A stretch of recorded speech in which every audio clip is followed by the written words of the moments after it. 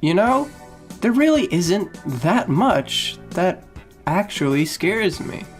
Well, except for maybe the thought of failure, disappointing not only those closest to me, but also myself, and not reaching my full potential, which only has me procrastinate and lack motivation to try most things without some sort of great push, which then only makes failure all the more likely.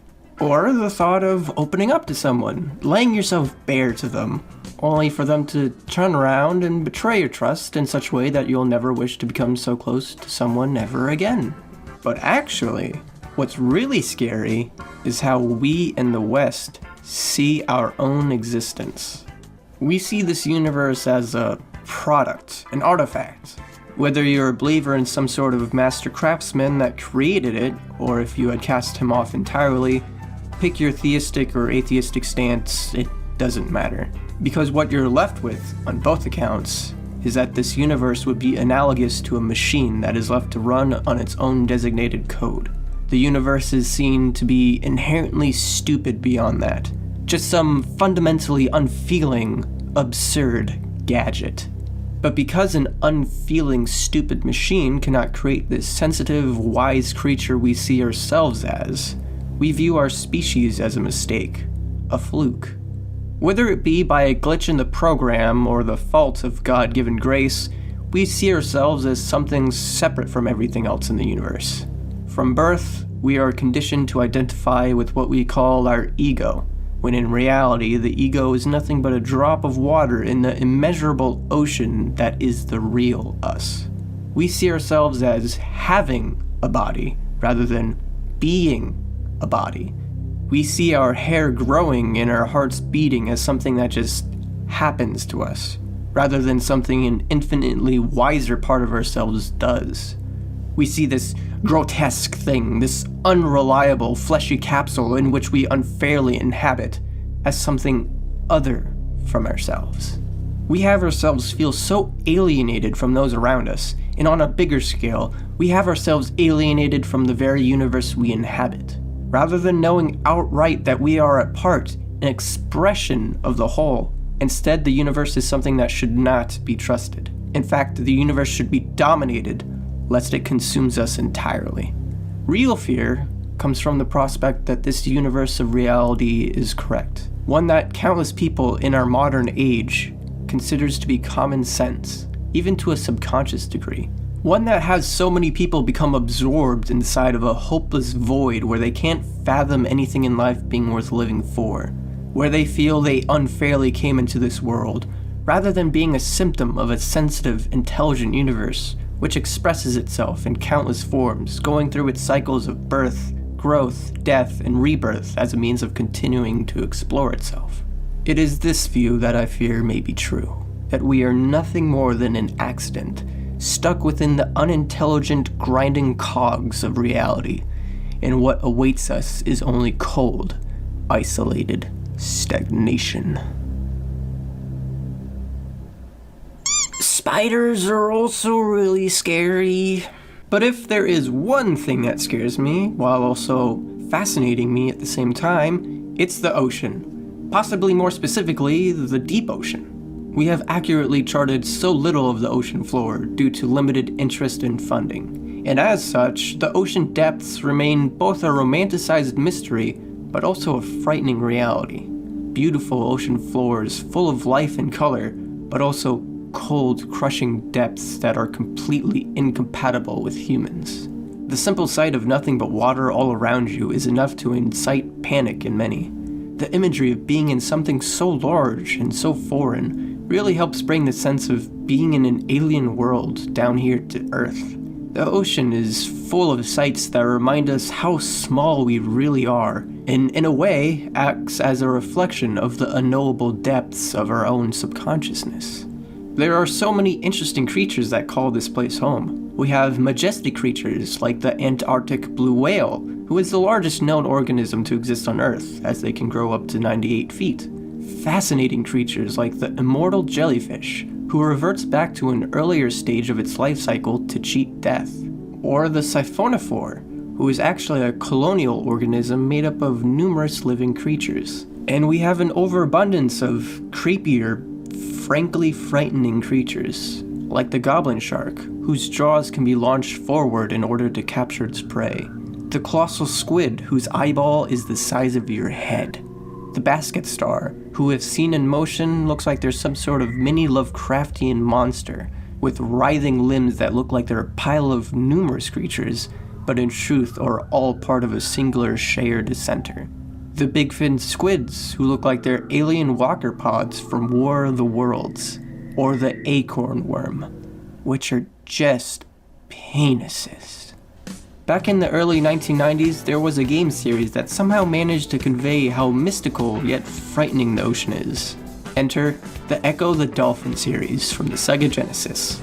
A beloved, unique, imaginative series of games that manage to communicate the emotions the sea symbolizes, largely through its gameplay. Also, the games are pretty shite, but that adds to the fearful nature of playing the game. But let's not get too ahead of ourselves. I did take nearly 900 words to intro before I even mentioned the name of our main topic, so let's start things off more properly, shall we? The most obvious aspect of Ecco the Dolphin is one of the things that make the games unique. The fact that you play as a dolphin, and levels are based around oceanic environments. You'll be traversing levels in such a way you would expect of a dolphin. You'll be swimming, dashing, belly sliding, and jumping from the water. Naturally, you'll be needing to keep an eye not only on your health bar, but your oxygen bar as well. You'll be able to replenish your breath from the ocean's surface, air pockets found around in levels, or subtle little air currents. You'll be able to use your echolocation as a way to interact with your environment or communicate with friends. Moreover, you'll be able to use echolocation to try to read your surrounding environment. And similar to Sonic the Hedgehog, to best get around these levels, you'll have to get a feel for the game's physics and momentum. The beginning area of the game gives you time to get acquainted with the unique feel Ecco has to control, and you'll have to get a grasp on how Ecco handles quickly, because these levels are essentially maze-like labyrinths that require a lot of trial and error. A typical level in Ecco just plops you down with little direction as to where to go first. Get used to plenty of dead ends, and dead ends that want you dead, as means of keeping the levels feeling overwhelming and intimidating. Regardless of how intimidating the levels may feel, it's important to note that they're not based off of skill. I really did mean that this whole game is just based off of trial and error. You'll be throwing yourself at a level until you can learn where you need to go, and sometimes more importantly, where not to go. But before we get into the grimy details, I will say, Ecco the Dolphin is a game that is against you. It does not like you. It wants you lost, confused, and frustrated. And it's really good at doing all of that. You will die. Not only that, you will die in this game. A lot. Just about every single thing in the ocean wants you dead. It doesn't matter if it's a shark or just a pufferfish. There are many things that will go out of their way to make sure that you are no longer among the living. There are jellyfish, pufferfish, giant octopi, crabs, more crabs, sharks, more sharks, sharks that you thought were background decorations but they become hostile, stingrays, a conglomerate of pufferfish that spawn out from the underwater rocks that act as a sort of hive mind that worked in tandem specifically to harm you, Dunkleosteus, prehistoric squids, trilobites, death shells, spikes, a giant seahorse that shoots its babies at you, whatever these things are. Oh yeah. And aliens that are designed after xenomorphs. But we'll come back to that can of worms a bit later. One of the more interesting enemies to me is this singular disembodied tentacle. It isn't interested in doing any direct damage to you. It's only hell-bent on keeping you in its grasp until you drown, letting you die slowly, giving Ecco just enough time to panic and squirm before hopefully he'll be able to feel acceptance wash over him before his lungs fill with water. Pairing the maze-like level design and the large assortment of enemies that actively want you dead, it can be hard to know the proper pace you should be playing at. If you move too quickly, you're likely to hit enemies or spikes. but if you slow down to try to act more cautiously, you'll still end up getting attacked by enemies. Here's some fun examples for you. Oh, hey, there's a pufferfish on the other side of the screen. I should probably turn around and... Okay, well, I'm almost dead now. We are now in another tunnel, and there's no enemies, which is really suspicious, so I think I'll try to slow down a bit here. A shark just lunges at me before I can react.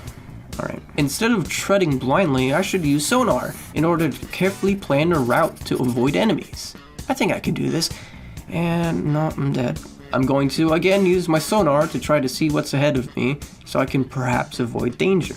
I'm noticing that there's a shark in close proximity to me, so I think I'll just turn around to avoid him. Nope, already got hit. I'll just keep moving forward, I guess. Whatever, it's already got hit. One of the most obnoxious types of enemies are the ones that just lunge and attach themselves onto you the second they get on the screen. Mere seconds is all that it takes for these types of enemies to decimate your health. The most aggressive form of this enemy has to be the trilobites. The prehistoric levels have an abundance of them. They're able to blend in with the colors of the level, and even if you run past them, they will still actively chase you and will not stop until either you are dead or they are dead. Given some of their placements, they can easily damage you without you having time to react. These things are the worst and can ruin you in seconds with their aggressive persistence.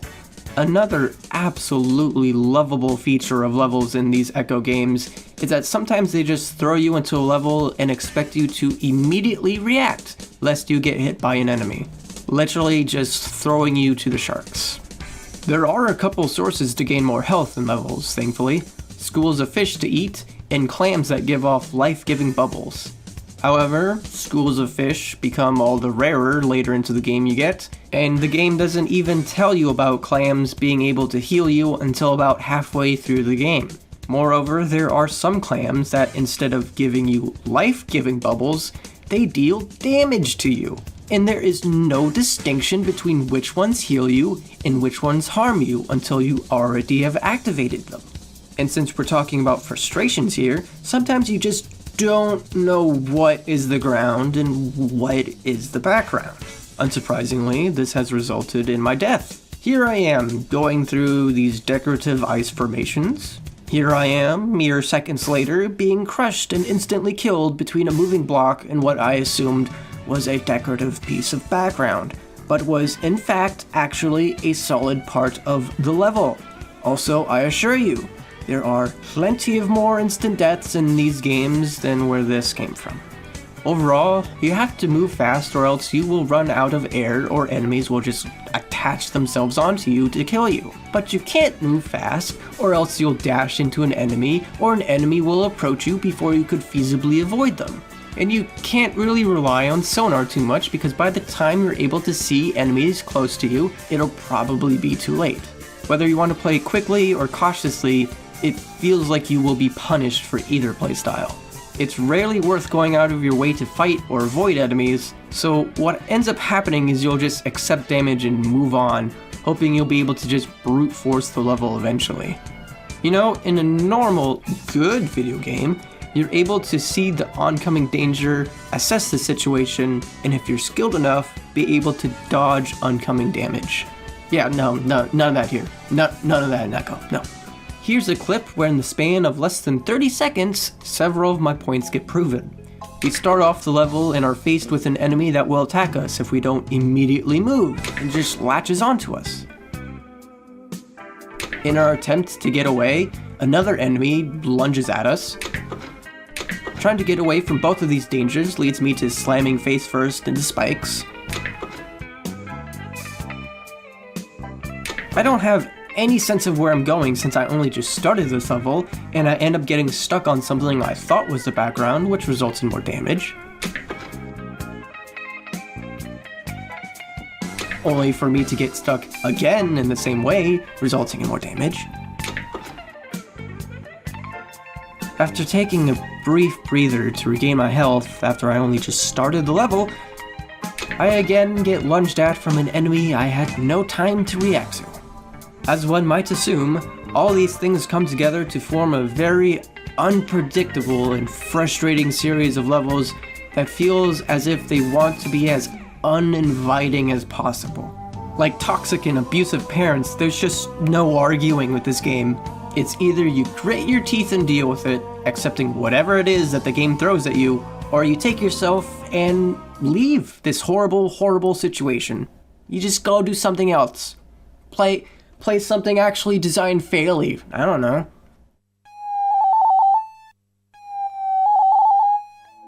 To add more interest to the level design, the game will occasionally throw in some puzzles.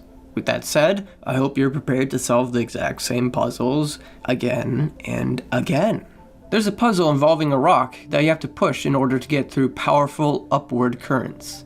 Get ready to see this puzzle again, and again, and again, and again, and again, and again, and again. Well, the rock got stuck in the level. And again, and again, and again, except now it's a turtle shell. There's also another puzzle where you guide a seashell over a pile of rocks to destroy them to progress. Get ready to see this one several times over too. If you get bored of those two puzzles, they occasionally mix in a puzzle where you guide a ring of sea stars over to a pile of rocks to, you guessed it, destroy them to progress. You will see this one multiple times as well. Oh, but halfway through the game, they throw in a slightly different starfish ring at you. By this point, you would instinctually try to swim up to it to interact with it to solve a puzzle, but instead of being a key to a puzzle, its only purpose is to deal damage to you. Classic game design decision right here. You take something that's pre-established with the player's knowledge of the game, and you just turn it into a big middle finger at the player's expense. And there are more crystal puzzles than you will know what to do with, which are just simple: find a crystal that acts as a key, and bring it to a crystal that acts as a door. The second Ecco game is guilty of reusing these puzzles, but does bring a handful of new ones into the mix. Like this fish puzzle, which in reality is just a variation of the Sea Star Ring puzzle, where you bring a fish to another dolphin. By the way, the other dolphin is you from the future. Don't think about it too much. Or this puzzle, that's mere minutes into the game, where you have to use your sonar rhythmically enough to satisfy these crystals' needs. You can't go too fast or too slow. How are you supposed to figure this puzzle out naturally? I have no idea, because I had to look up how to do it due to the fact that the game's only hint as to what you can do here is the mere phrase of "do it."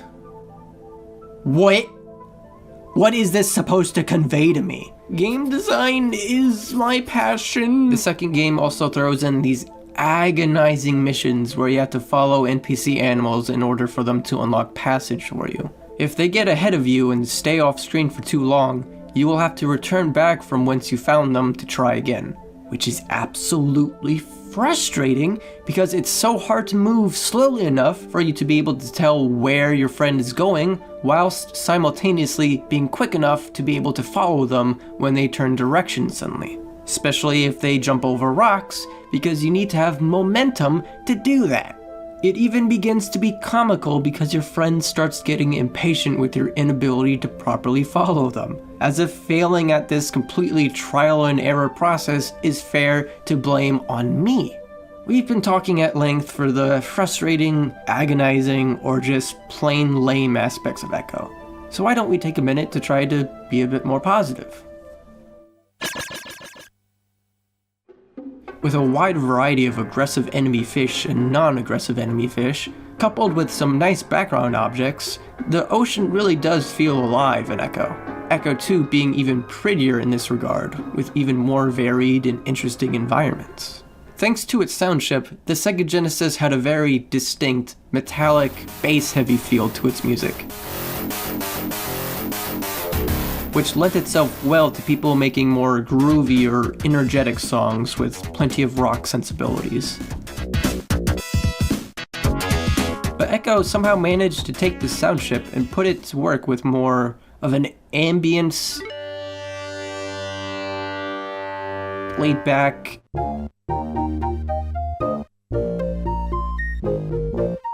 atmospheric soundtrack.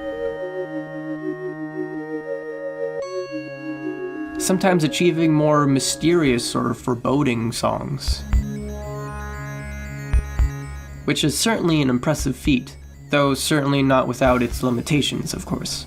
One could argue that Ecco's OSTs were fully realized in the Sega CD versions of the games, where they were able to really nail the scale and ambience they did their best to achieve on the Genesis.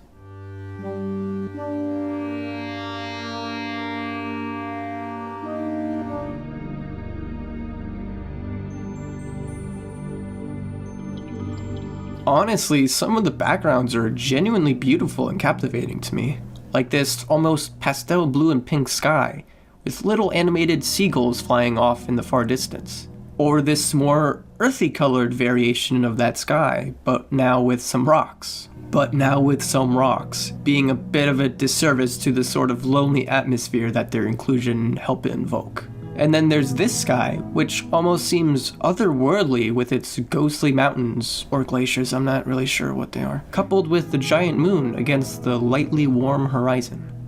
Ecco 2 introduces a mechanic I still don't really understand, but it's interesting, and that's transformations.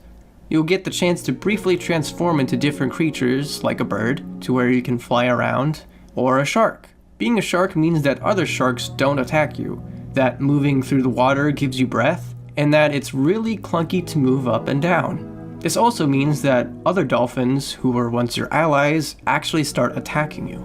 One of the last stages of Ecco 2 stands out in my mind, where you turn into a whole school of fish.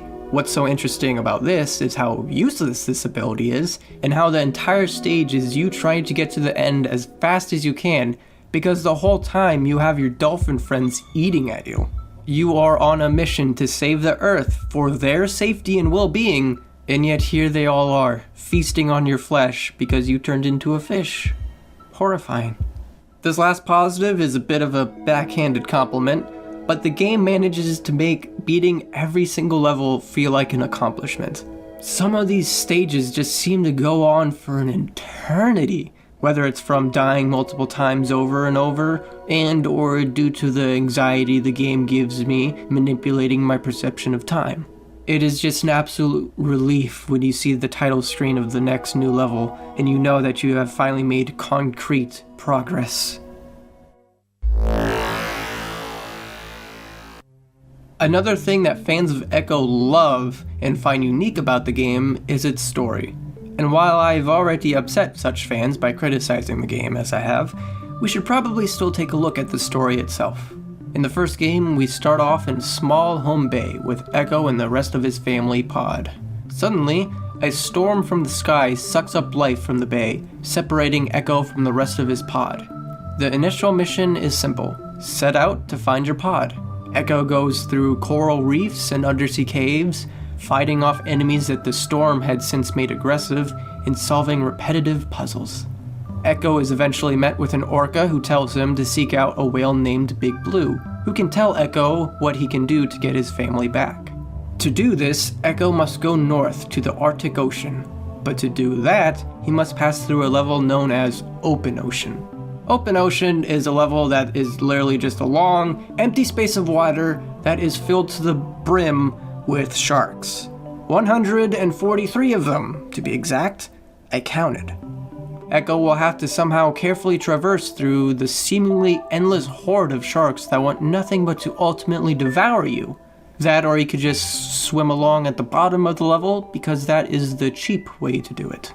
It takes a near minute of swimming in a straight line to beat the level. Riveting. Perhaps level design like this is what inspired so many Mario Maker creations.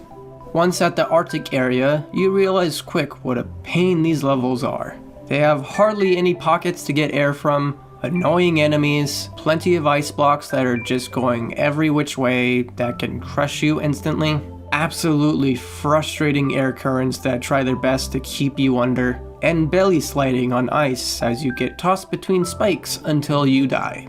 If you make it through, Ecco meets the famed Big Blue. Though he's said to be wise, Big Blue has absolutely no idea what is going on, so he tells Ecco to find someone called Asterite. Upon finding Asterite, you realize they are a giant strand of DNA just kind of chilling at the bottom of the ocean. It was supposed to be the earliest evolving molecule most all of life has come from.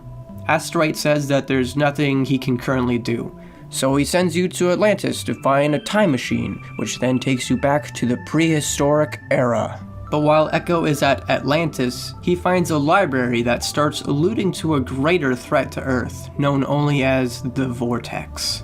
After hopping into the time machine, Ecco finds Asteroid from the past, who then sends him back to the present, and then present Asteroid grants Ecco new powers of being able to breathe underwater and tells him to go back to the time machine, to go back in time to the hour of when the storm happened at the beginning of the game. Are you following? Which Ecco does, and goes through a level that's a water tube in space that has plenty of near-instant death traps for Ecco. Getting through this tube reveals that H.R. Giger aliens were behind everything all along, and they are the ones known as the Vortex. This last level before the boss in Ecco the Dolphin is probably one of the most infamous last stages from this era of gaming. Welcome to the machine. Here's a map of the stage. That looks real good. If this isn't enough for you to be flung into a hyperventilating panic attack, let's add on to this. This entire stage is an auto-scroller, and one that purposely tries to trick you. One innocent little mess up, and you will be seeing a flashing red screen as you get crushed to death. As you are desperately trying to keep up with the auto-scrolling, you have aliens coming from you at all sides that can kill you within a fraction of a second. Die to either an alien or getting crushed, and you get sent all the way back to the start. And have I mentioned that to get through this entire level, it takes 6 minutes. Because of its auto-scrolling nature, it's not like you can just speed things up at all. You are forced to replay and replay the stage over and over until you learn it just about perfectly. And now, you all may be wondering if I was able to beat this level without save states. I'll have you know, I wouldn't put my dignity as a YouTube video game reviewer on the line by ruining the original intended experience by using save states like that. How dare you? Okay, after all that, we can face the Vortex Queen and get our pod back. But by the way, if you die to this boss, you have to go back to the start of the previous level, so no pressure. So the thing with this boss is that you need to be very careful since you do not want to retread the previous level. What you'll be wanting to do is use your echolocation to destroy the Queen's eyes, but you want to be careful about her jaws because she will eat you alive and... Oh. Hold on. Wait, hold on. Okay. So the thing with this boss is that you need to attack her eyeballs. Things just sort of explode from them, so you gotta be careful not to touch those. And after you destroy the eyeballs, actually... Wait. Okay, hold on. Alright. So the thing with this boss is that you wanna, after dying and going through Welcome to the Machine more times than one could possibly imagine, you would defeat the alien Vortex Queen. And all life she took from the storm explodes out from her corpse. Finally, Ecco is reunited with his pod and everyone is happy. Until the sequel. After Ecco gets a rock jammed into him that makes him lose his ability to breathe underwater that he got from the end of the first game, we find out that all is not well and Vortex are now in the Earth's oceans. Immediately after finding this out, we become acquainted with what's known as a Skyfin Dolphin, who is from a far-flung future. They inexplicably have the power to travel through time and take us to their present. We're met with another auto-scrolling level with very narrow passageways that if you fall out, you have to start all over. What makes it even better is the next level, which is Ecco trying to swim upwards through very narrow passageways and trying to avoid a giant aggressive jellyfish known as Medusa, who flings you out of the sky. If you fall off in this Medusa level, you have to go back and do the auto-scrolling level again, and again, and again. The game was sure to make the next level relaxing for us though. Instead of making our threat sharks or a giant jellyfish, our threat is now being at the mercy of the game's physics. We have to use echolocation on floating bubbles that then fling us in the air, having to time and angle everything properly or else you will fall back down to the ocean below, where you will have to start all over. Sky dolphins also have the ability to fly in the air and carry you with their minds. But be careful, because they'll also just sort of drop you and you have to start over again.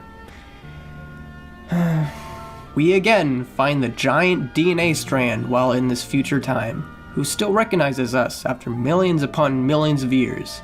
They tell us how the Vortex Queen had followed Ecco to Earth after her defeat in the first game.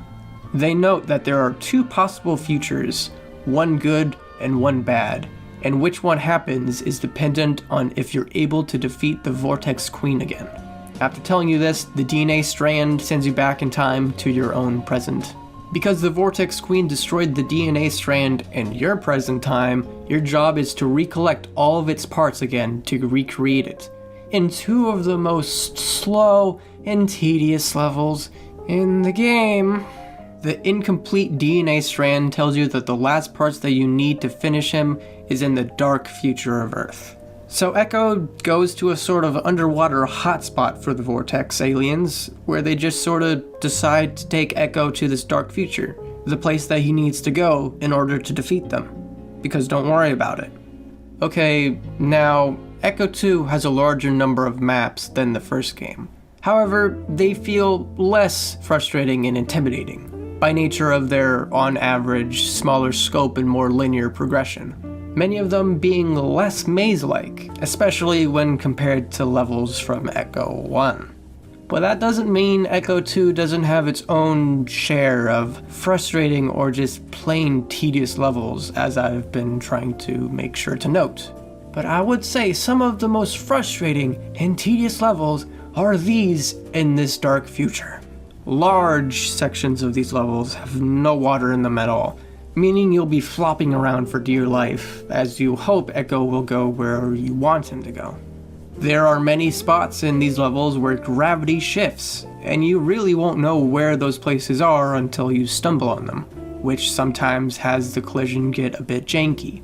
In the last main level of this section, you actually have to fling yourself without hesitation towards what would otherwise be a hopeless death pit, knowing that gravity will actually bring you back up for level progression, whilst hoping desperately that you don't just immediately drop back and die because physics. These Skywater tunnel levels have quite a bit of platforming that involves you dashing out of the water from a narrow tunnel and trying to get into another narrow tunnel either below or above you. These jumps always feel stressful trying to make. A lot of these sections are above instant death pits too. You will fall and die, having to restart from earlier in the level, and it will rarely feel like it was your fault. The game designers seem to have known these sections were frustrating and leaning towards being unfair due to these levels actually having checkpoints. These levels being the only ones with checkpoints, if that tells you anything. Oh yeah, if you activate a checkpoint, die, and respawn at that checkpoint, but don't again reactivate the checkpoint, after you die again, you won't be respawning at that checkpoint. You'll be going back to the start of the level. So that's just another thing to keep in mind. Similar to the star rings that you push away with your sonar in order to destroy walls, these dark future levels have giant silver orbs that you bring towards you with your sonar that destroy walls. But be careful, because these orbs, since they go towards you, can easily crush you, killing you instantly. Have you heard me say that enough?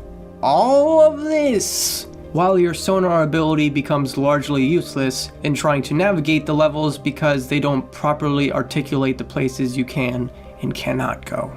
If you somehow manage to make it past all this, you're greeted with one of my favorite images from these games. You get placed within a small compact room with a veiny egg-like orb that's attached to the walls via tentacles.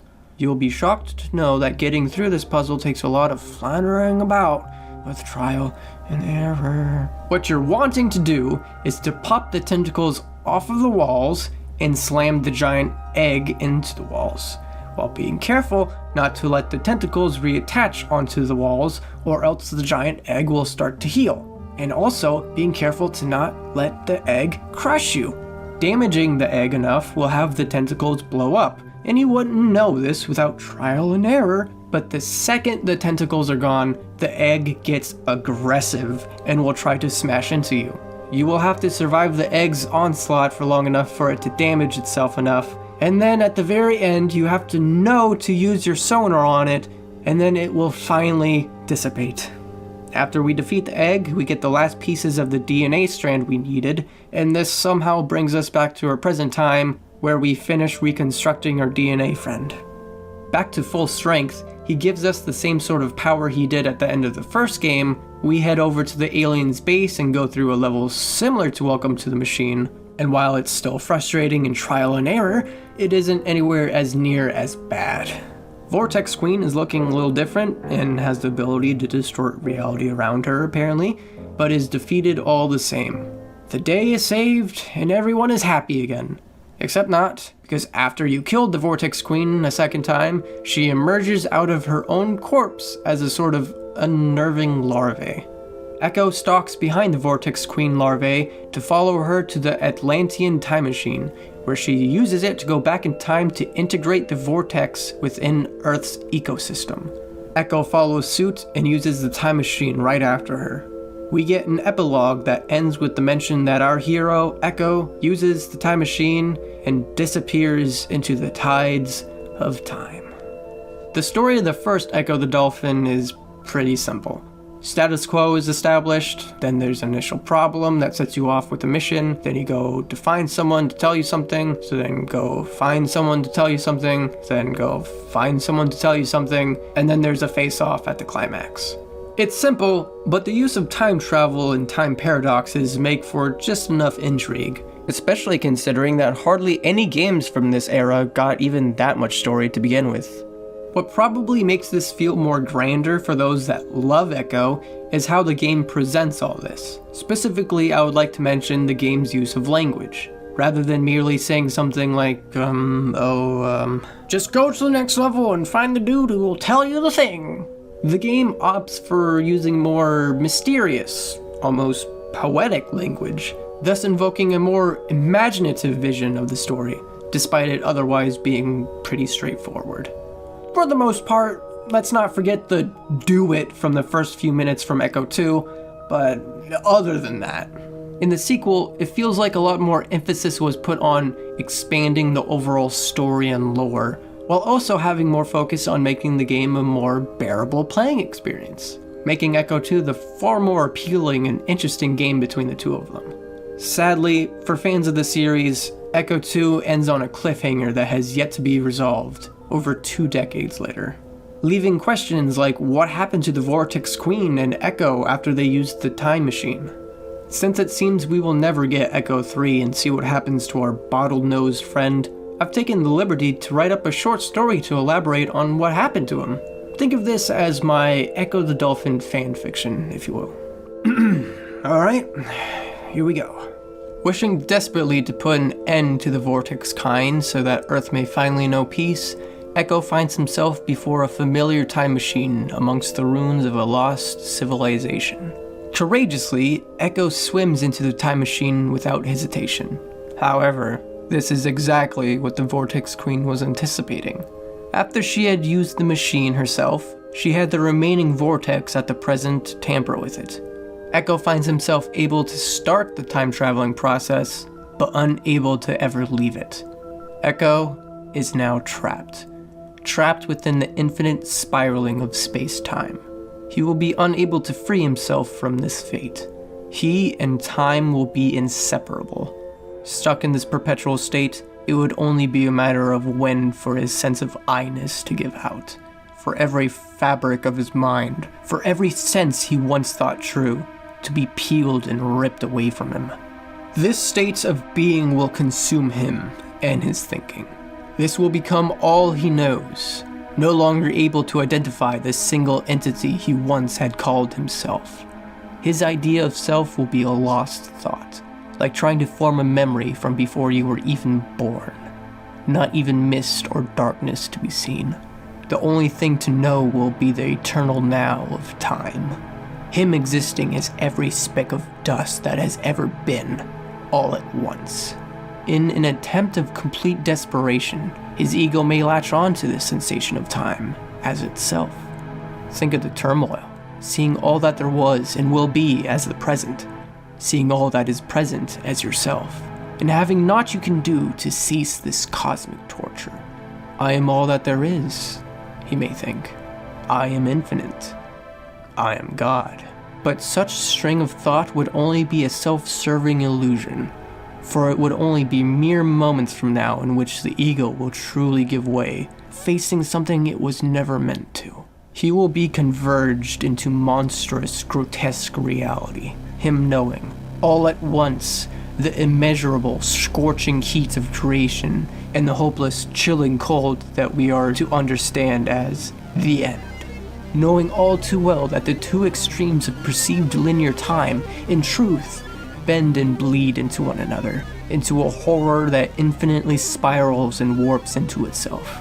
Saying his mind would be broken would then insinuate that there was a mind at all by this point. That there would be someone, something that could be feeling. No. By then, there would be no I, no ego at all. There would only be this feeling. This writhing singularity existing as itself, only being able to know itself, simultaneously birthing and destroying itself, of a continuum that should never be known to one of otherwise ephemeral existence, not built to withstand this truer reality. Now, what could have prompted such a dark story involving time travel, dolphins, aliens, and such surreal imagery? What was the inspiration behind these games? Well, let me tell you a quick story. Back in the 1960s and 70s, a scientific researcher named John C. Lilly took a lot of psychoactive drugs like LSD and ketamine and ended up thinking he was in communication with aliens. He called this group of aliens that he was in communication with the Earth Coincidence Control Office.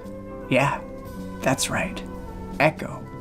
Wanting Earth to be ready for if aliens visited us, Lilly got government funding because government had nothing else better to fund for research to try to get dolphins to speak English so they could act as interpreters for us and the aliens. Because if dolphins were somehow able to learn English and could communicate with us, it's a well-known fact that dolphins innately speak alien. But things get even crazier from here. One of the tested dolphins trying to learn English was an adolescent male who ended up becoming very attached to his handler, Margaret Lovett.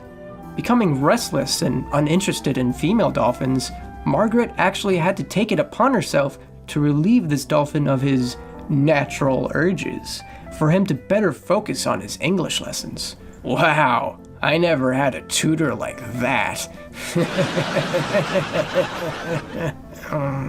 But whenever funding for these controversial trials ended, Margaret and this male dolphin were separated. It's said that this dolphin ended up drowning himself. Think about that. This dolphin was, supposedly, able to understand the prospect of no longer living and made a conscious decision to not take another breath in order to end his own life. All because he couldn't get handies anymore. Ecco? Aliens? Dolphins? That's a lot of convincing evidence. I have to say that the parallels are absolutely undeniable, showing the true dark side of the inspiration behind such a beloved child's game. Dolphin handies? Drugs? Government mishandlings of where to allocate funding? This is pretty messed up stuff. But you know what the craziest thing is? None of what I said is true. Well, that's a lie.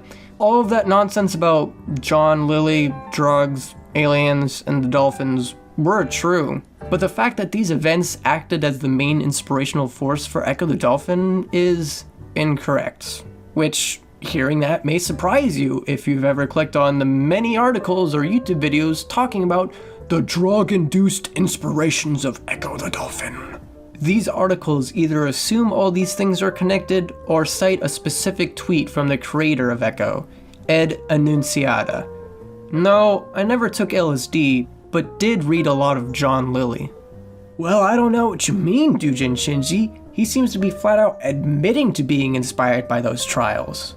If we are going to be taking Ed for his word, we should probably not just single out one tweet, yes? He has mentioned on more than one occasion that the biggest inspiration behind Ecco the Dolphin were the books Sounding and Overboard by Hank Searles. Sounding actually being about a whale who got separated from the rest of his pod. Well, what about John Lilly's Ecco? How can evidence like that be refutable? Ed has confirmed, again I say, on more than one occasion that the name Ecco was brought up from his boss, to which Ed changed it from Echo to Echo. Which, by the way, Ed, I know you love watching and reading content related to Ecco the Dolphin, so if you're here, I just want you to know that I get a real kick out of your original name, Delphinus. I just imagine a group of small children all discussing their favorite games on a playground, and a kid with just the snobbiest voice cutting in to say, "Yes, quite, but I do believe Delphinus the Dolphin is far superior than any blue hedgehog." I feel like there are so many articles out there written on the basis of unearthing Ecco's true inspiration based off of one tweet and a lot of assumption. One of my favorite snippets of just such an article being this one, which details one of Lilly's less favorable trips of imagining his schlong getting cut off by aliens. Immediately afterwards, the article notes how Lilly's ketamine fantasies are undeniably similar to Ecco the Dolphin. Yes, because schlong getting cut off? Ecco the Dolphin. Undeniably similar. Also, yes, more than one of these clickbait articles made the same "Whoa, I never had a tutor like that" joke when it came to Margaret and her relationship with the male dolphin. I'm so sorry, Margaret. While compelling content, it seems to me that the truth had its armed force behind its back for the sake of these clickbait articles. A fact that Ed seems to have enjoyed in the past. But I chalk that up to him just reveling in the attention from people talking about his baby, even after all these years. Could these dark and controversial John Lilly trials really have been an inspiration for Ecco the Dolphin? Perhaps, but if we're going based off of Ed's own word, it really doesn't seem like he was as big as an actor that all of these clickbait articles would make you believe. It's also worth noting that Ecco the Dolphin certainly wasn't the only game from this era that was inspired by Alien. Nor was it the only game of this era that essentially lifted xenomorph designs for the main villains of a story. Nor was it the only game of this era that had aliens come in effectively out of nowhere for its last stage. So while aliens being mixed with dolphins is strange and interesting, in the grand scheme of things, Ecco the Dolphin isn't strikingly unique in this sense. Considering all this, saying that Ed could have only been inspired to add H.R. Giger aliens because of a drugged up researcher feels dishonest.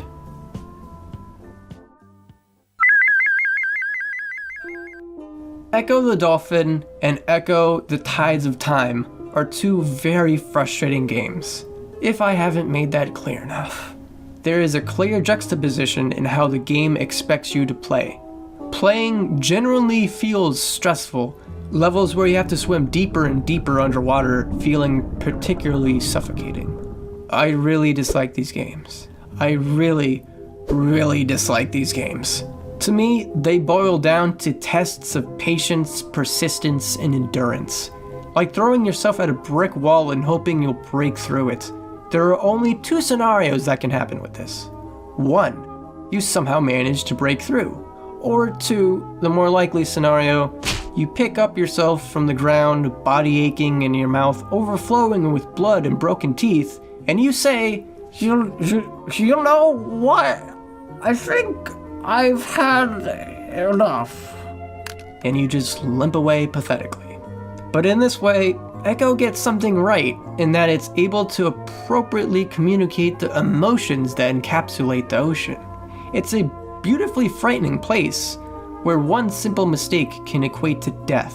Not to mention, all these strange and surreal set pieces and locations in Ecco help highlight the grand mystery of the real ocean. And just like the deep sea, this game is absolutely uninviting to humans. Yet, it's hard to deny that there is a sense of imagination in these games. which makes it easier to understand why fans of this series are so passionate to this day, even if they barely have anything new to play or talk about. If you want to see how passionate the game's diehard fans are, I'm assuming that you can look no further than this video's comment section and see essays where people write their own personal stories with the game, or how I'm wrong for criticizing the games. Regardless, I'm happy for them. It's good to enjoy things. I wouldn't know what that's like. Ed Annunziata, if you somehow found this video and made it to the end, I thank you. I also wish you luck on trying to get that third Ecco game made, something that you've been trying to greenlight since the mid-90s. I'm just saying, you are absolutely free to use my interpretation of what happened to Ecco though. Go ahead, I don't mind. And to the rest of you who listened to someone talk about a niche game series from the 1990s that I don't even like, for 30 plus minutes, I thank you as well. I wish you all a good night.